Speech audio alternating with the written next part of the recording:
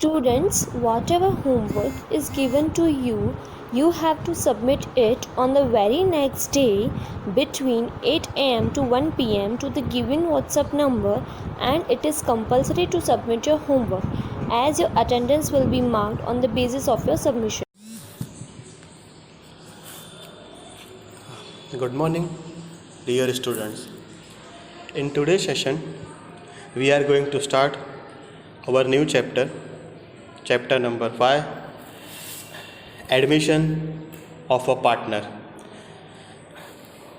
Admission of a partner means reconstruction of partnership. With the admission of a partner, the existing agreement come to an end and a new agreement among all partners, including the new partners, comes into existence. The capital contribution by the new partner, his share of profit, goodwill, and other conditions are agreed upon. The new partner, on joining, becomes liable for the liabilities of the firm, and he is also entitled to have a share in the assets and the profits of the firm. Okay? Now, as per Section 31 of Indian Partnership Act 1932, provides that a new partner shall not be admitted in the firm without the consent of all the existing partners, unless it has been agreed otherwise by the partners in the partnership agreement. Okay?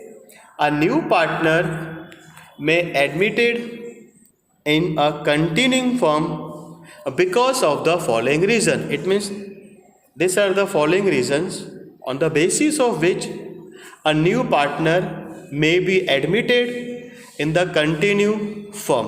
Okay? First point is when the continuing firms needs additional capital. Okay? It means when the firm need additional capital, at that time new partner is admitted.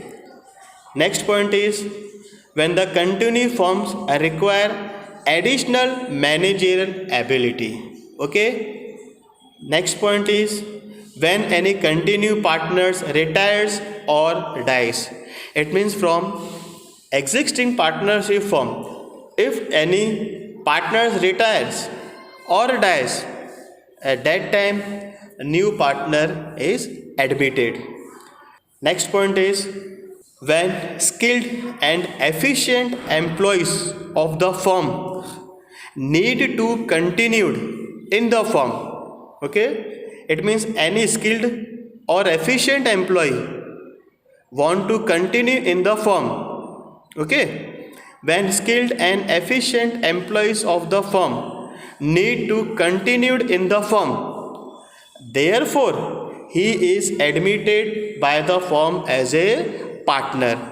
Okay?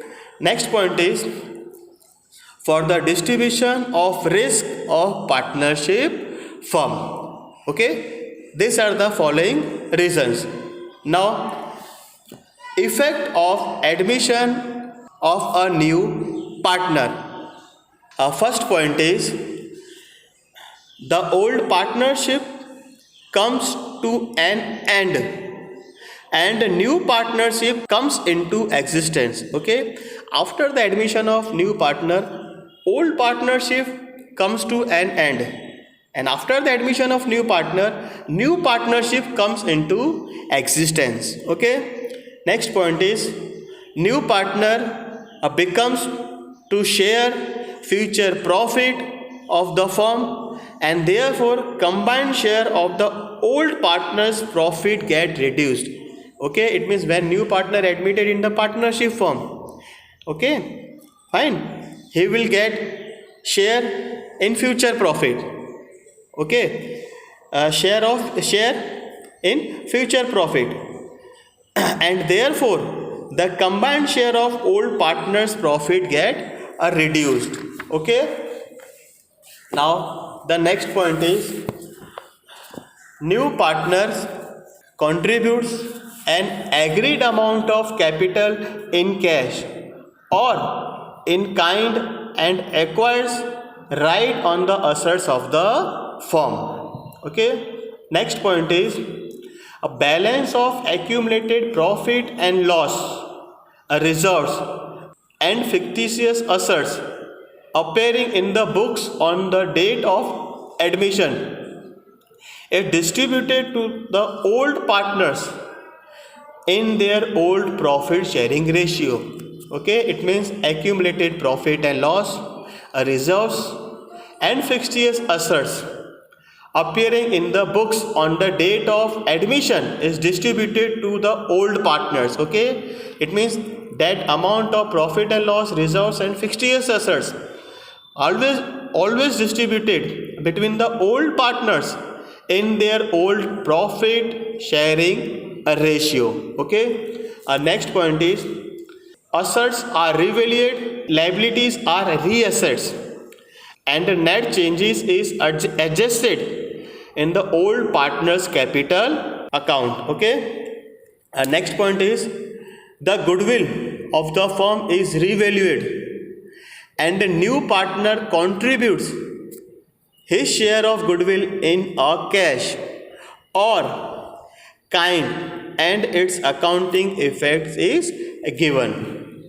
Okay, now the next point is accounting effect is also given for maintaining agreed capital in the new firm among the old partners if decided in the new partnership agreement.